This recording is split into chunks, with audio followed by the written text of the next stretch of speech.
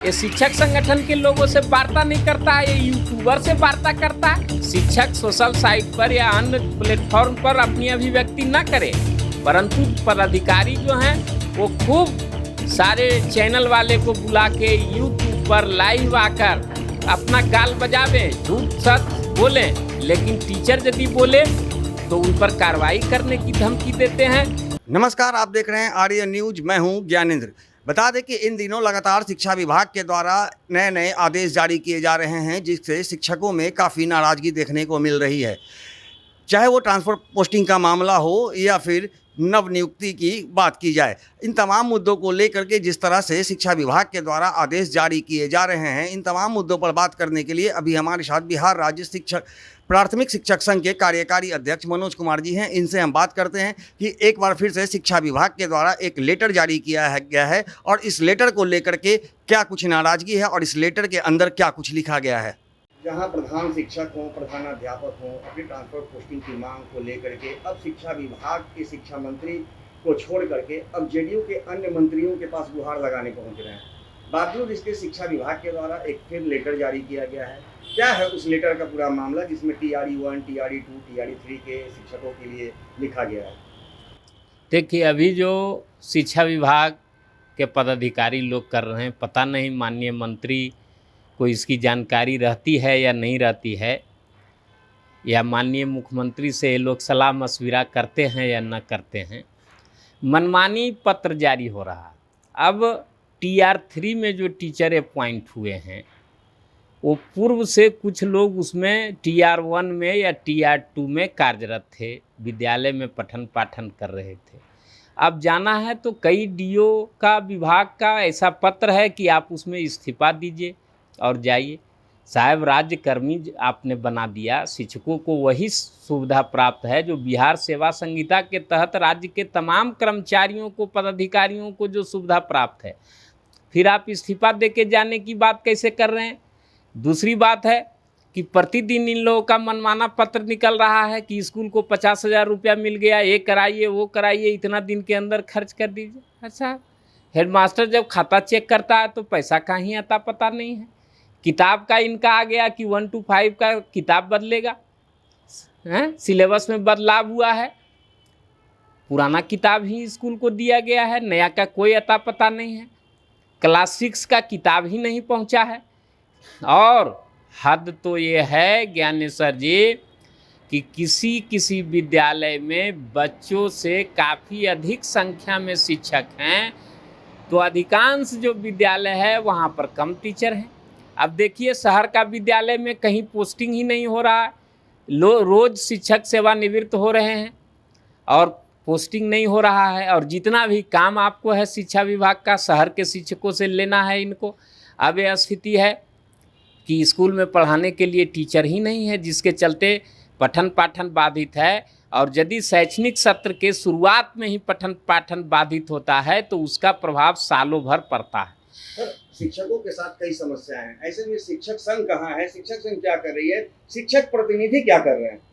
देखिए, शिक्षक संगठन लगातार आवाज़ उठा रही है। हम लोग हर एक समस्या के प्रति विभाग को लिख रहे हैं, माननीय मुख्यमंत्री को लिख रहे हैं। यहाँ तक कि जब हम लोगों की बात न सुनी गई तो हम लोगों ने जाकर महामहिम राज्यपाल से भी कहने का काम किया और उन्होंने विभाग को निर्देश दिया कि जो शिक्षक संगठन का जो मांग है उसको आप पूरा करिए, है ना, और हमको भी सूचित करिए और शिक्षक संगठन वाले को भी सूचित करिए। परंतु यहाँ तो डेमोक्रेसी में अफसर लोग एकदम तानाशाही करने पर तुले हुए हैं। तो क्या राज्यपाल के भी आदेश का उल्लंघन किया गया? लगता तो ऐसा ही है। हम लोगों के पास कोई सूचना नहीं है कि कौन कौन समस्या का विभाग क्या निदान कर रही है। माननीय राज्यपाल के यहाँ से पत्र आया है, पत्र हम आपको भेज देते हैं, उसको देखिए। परंतु विभाग द्वारा जो है उतना बड़ा गवर्नर के यहाँ संज्ञान लिया गया, लेकिन शिक्षा विभाग, जिसको कि शिक्षा और शिक्षकों का ही काम करना है, उसके कानों पर जू तक नहीं रेंग रही है कि कैसे हम शिक्षकों की समस्याओं को दूर करें। आप बताइए, स्थानांतरण का बात है, पूरे राज्य से हजारों फोन आता है, कुछ भी नहीं कहीं आता पता चल रहा है कि किसका ट्रांसफ़र होगा, किसका नहीं होगा, किस जिला में होगा, किस जिला में नहीं होगा। अभी नया यूट्यूबर बने हैं लोग, पदाधिकारी लोग। शिक्षक नहीं बोले, शिक्षक भी राज्य सरकार का कर्मचारी है। शिक्षक सोशल साइट पर या अन्य प्लेटफॉर्म पर अपनी अभिव्यक्ति न करे, परंतु पदाधिकारी जो हैं वो खूब सारे चैनल वाले को बुला के यूट्यूब पर लाइव आकर वो अपना जो है सो अपना गाल बजावें, झूठ सच बोलें, लेकिन टीचर यदि बोले तो उन पर कार्रवाई करने की धमकी देते हैं। इसलिए बिहार में मौलिक अधिकार का भी हनन हो रहा है, और जो यहाँ का स्ट्रक्चर है, बना बनाया स्ट्रक्चर है, ये शिक्षकों को देंगे क्या? ये भरमाते हैं, ये आपसे संबोधित करते हैं एसीएस, लेकिन इनका जो पदाधिकारी है, इनका यहाँ तक कि किरानी चपरासी तक शिक्षकों को सम्मान नहीं देता है। एक भी काम जो है बिना चढ़ावा का नहीं हो पा रहा है शिक्षा विभाग में।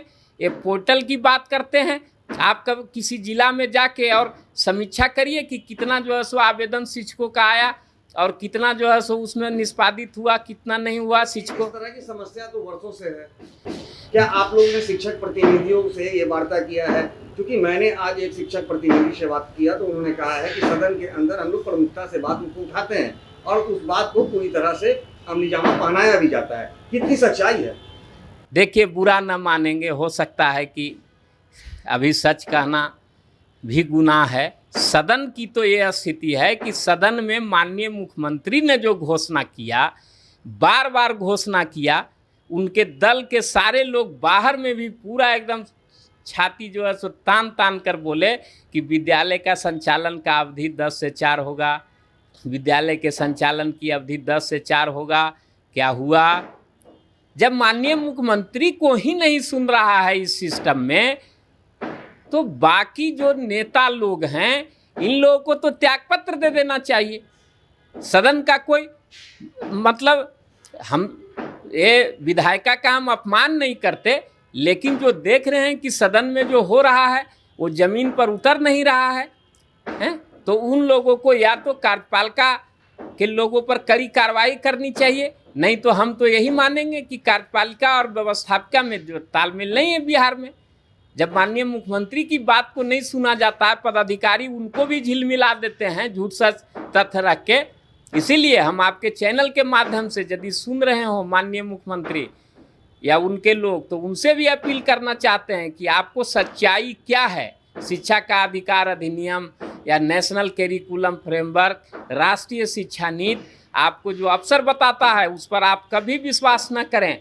आप जो उसका प्रमुख पक्ष है शिक्षक, जिसको कि सारे नियमों अधिनियमों को लागू कराना है सरकार की ओर से पूरे राज्य में, आप उनके प्रतिनिधियों से भी वार्ता करिए, तो वो करते नहीं हैं। इनका शिक्षा विभाग का अफसर है, ये शिक्षक संगठन के लोगों से वार्ता नहीं करता है, ये यूट्यूबर से वार्ता करता है। जो यूट्यूब चैनल चलाता है, जो फेसबुक चलाता है, वही इनके लिए जो है सो लगता है कि शिक्षकों की समस्या को उजागर कर रहा है। इसलिए यहाँ पर हल्कापन आ गया है विभाग में, और यदि वास्तव में कोई पदाधिकारी या कोई राजनेता यदि शिक्षकों के समस्या को हल करना चाहते हैं, तो शिक्षक संगठन के शिक्षक प्रतिनिधियों के साथ बैठकर उस पर वार्ता करें।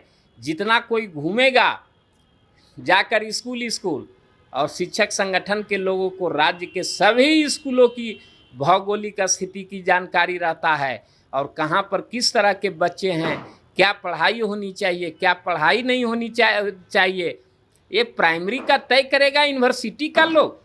जितना भी बना है बिहार करिकुलम फ्रेमवर्क बन रहा है, उसमें प्राथमिक के कितने लोग हैं, उनको क्या पता है कि नर्सरी का बच्चा क्या पढ़ेगा? उनको क्या पता है कि क्लास 1 का बच्चा कितना देर पढ़ सकता है, कितना देर नहीं पढ़ सकता है, वो किस विधि से पढ़ेगा, किस विधि से उसको जो है सो मनोरंजक लगेगा पढ़ाई में। तो ये सब विचार करने वाला अभी के शासन में कोई नहीं है ना।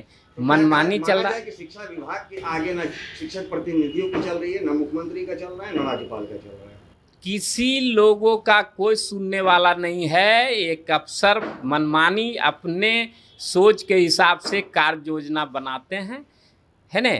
मुझे उनकी काबिलियत पर कोई शक नहीं है ना। बहुत से लोग हमारे यहाँ से भी IAS में गए हैं और हम लोग पढ़ाते हैं, कितना IAS बना दिए जिसका कोई गिनती नहीं है, लेकिन उसका भी हम जानते हैं कि बौद्धिक स्तर क्या होता है और बच्चों के शिक्षा के प्रति उनकी क्या जानकारी होती है। तो क्या ये करना चाहिए सर? सरकार करना ये चाहिए कि विभाग एक कार्य योजना बनावे और कार्य योजना में हर एक स्तर, यदि प्राइमरी का कार्य योजना हो तो उसमें प्राइमरी के प्रतिनिधि से, सेकेंडरी का हो तो सेकेंडरी के प्रतिनिधि से, हाई स्कूल का हो, कॉलेज का हो, जिसका भी हो उसके प्रतिनिधि से जरूर वार्ता करे, बाकी अन्य लोगों से भी करे, उसमें कहीं कोई दिक्कत की बात नहीं है।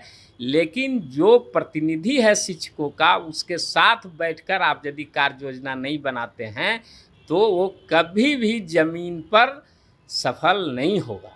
तो जैसा कि आपने सुना, मनोज कुमार ने साफ तौर पे कहा है कि शिक्षा विभाग के आगे ना ही शिक्षक प्रतिनिधियों की चलती है, ना ही मुख्यमंत्री की और ना ही राज्यपाल की। क्योंकि कई बार शिक्षक संघ के नेता जो हैं वो कई मुद्दों को लेकर के शिक्षा विभाग और मुख्यमंत्री के पास अपनी गुहार लेकर के गए थे, लेकिन उस पर कोई विचार नहीं किया गया और अंततः इन्हें राज्यपाल के पास जाना पड़ा। हालांकि राज्यपाल के द्वारा एक लेटर भी शिक्षा विभाग को लिखा गया था, लेकिन उस पर भी कोई संज्ञान नहीं लिया गया है। अब देखना दिलचस्प होगा कि जिस तरह से अब बिहार का शिक्षा विभाग बिहार के महामहिम की भी बात अगर नहीं सुनता है तो आखिर वो बिहार में शिक्षा की में गुणवत्ता लाने का दावा कैसे कर सकते हैं।